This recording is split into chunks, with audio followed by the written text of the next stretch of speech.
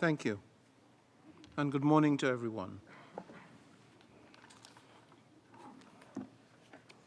Distinguished panelists, excellencies, participants, ladies and gentlemen, I consider it a privilege to join you today for this important event. Violence against women is one of the most pervasive and pernicious human rights violations around the world, a devastating experience visited upon 1 in every 3 women. Who are these women whose dignity and rights we men so whimsically deny and treat dishonorably, in some situations, as if they are mere possessions, inanimate, and so easily replaceable?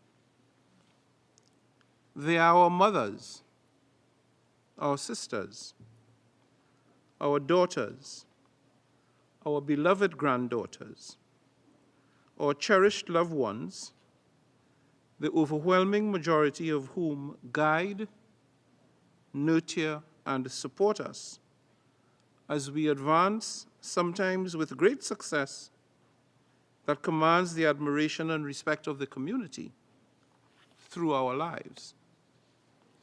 I commend the Secretary General and UN Women for spearheading the Unite campaign, spurring political will and, critically, the availability of resources to prevent and to end this heinous scourge in all its forms and in all parts of the world.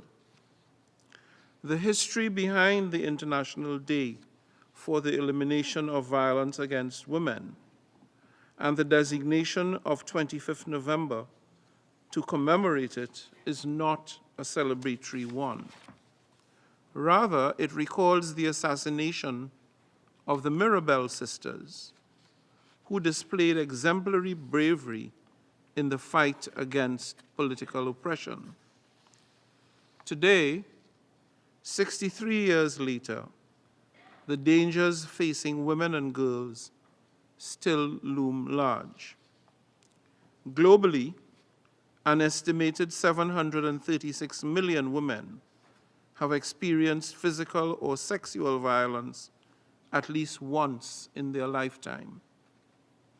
86% of women and girls live in countries that lack robust legal protections against violence, and less than 40% of women who experience violence seek help of any kind. These statistics say nothing of the increased risks women face in conflict settings and amid compounding stressors such as climate change and the COVID-19 pandemic. I therefore could not agree more with the Unite theme chosen this year. We know that investments are crucial for the advancement of gender equality, and yet global investments to prevent gender-based violence are still far too low.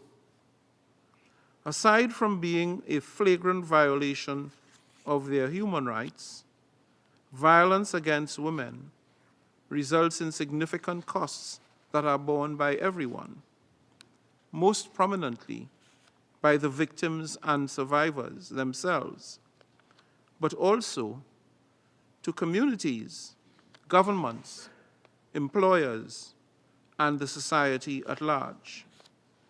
Everyone, everywhere, therefore has a role, and indeed a responsibility, to repudiate this abuse and to commit to working to prevent it.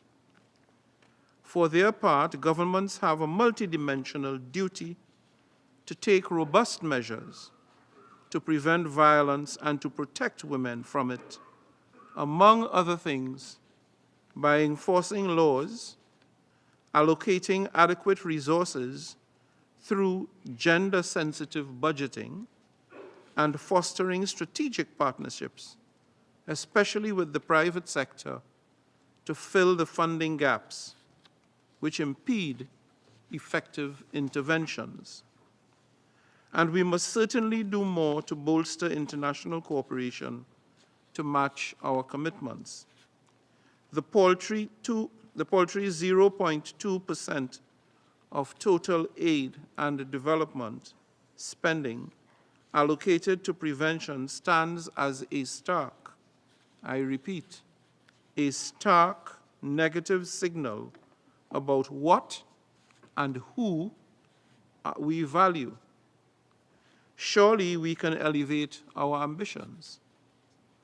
The pervasiveness of the problem demands it if we are to achieve the desired results.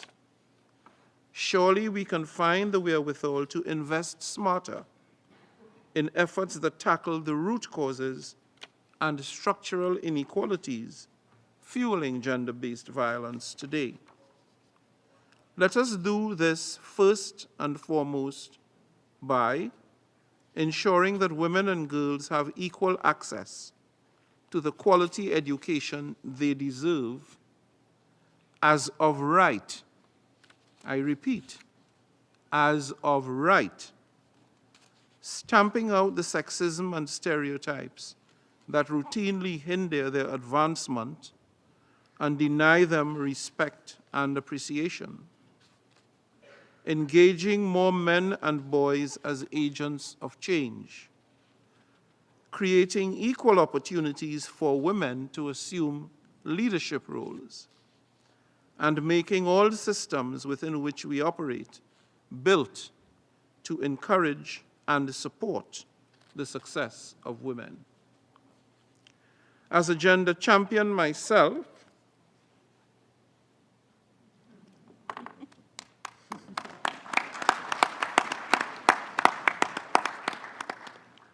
I am committed to the UN's zero-tolerance policy on sexual harassment and the promotion of an equal, inclusive work environment. And I am investing in women's leadership. As you may know, I have the privilege of being advised by my special envoy, who also serves as my special advisor on gender equality and women's empowerment. And that person is female. Within my office, 57%, that is 23 out of our 40 staff members, are women, and we have achieved gender balance among the senior leadership. In this spirit, I am pleased to announce that together with UN Women, I am launching the second phase of the Gender Equality and Prevention of Sexual Harassment Training Program for permanent missions at all UN headquarter locations. We aim to augment our numbers from 44 at present to all 193 missions in New York, as well as missions in Geneva, Vienna, and Nairobi. As well, I plan to use my platform during the 16 days of activism against gender-based violence to raise public awareness inside and outside this House about this critical issue that has the potential to undermine so much of what we are seeking to achieve in the context of Agenda 2030 and the Sustainable Development Goals. Perhaps the single most important partnership of strategic value in the successful implementation of the SDGs is the partnership between men and women as equal partners and co-leaders in shaping our societies to reflect a rights-based approach. That will guarantee a win-win result in which we can all take pride in the formation of balanced, stable, economically vibrant, well-functioning societies based on reciprocal respect and appreciation between men and women. To be clear, I am not advocating that we achieve that milestone in 2030. No. We need to work with determination to achieve it as soon as possible, and we have the means to do it now. You can be sure that I will continue to call for long-term investments to create a truly orange world that is free from violence against women and girls and frees women from fear of victimization by violence. You've heard me say before, gender equality is not an option. It is a moral, ethical, and practical imperative. It is time to act. So let us join hands and act with vision and commitment. I thank you. Thank you, President. Thank you so much. You're welcome. On behalf of CERN, You're present the support. Thank you, Mr. President. Yes, the time